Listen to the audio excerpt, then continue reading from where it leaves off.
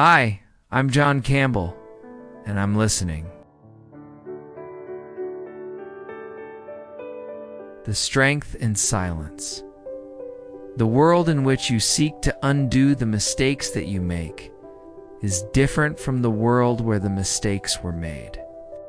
You're now at the crossing, and you want to choose, but there is no choosing. There's only accepting. The choosing was done a long time ago. There's an exclusive version of pain that lingers long after saying goodbye, a pain that is seldom openly expressed. It's not as much about the leaving itself, but rather in what's left behind. Unanswered questions, unfinished moments, and most profoundly, the silence. When someone walks away without a word, we're left holding the weight of everything unsaid.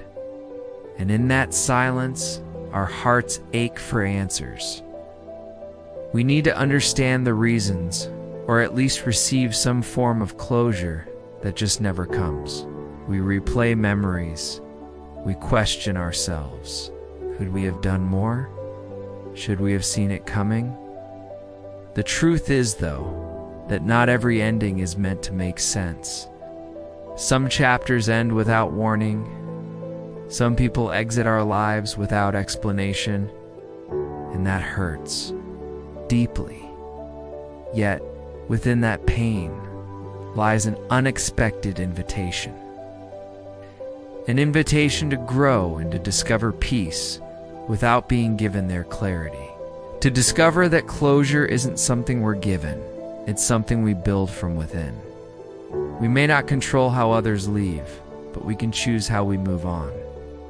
While we cannot shape all of what happens to us, we can shape our response.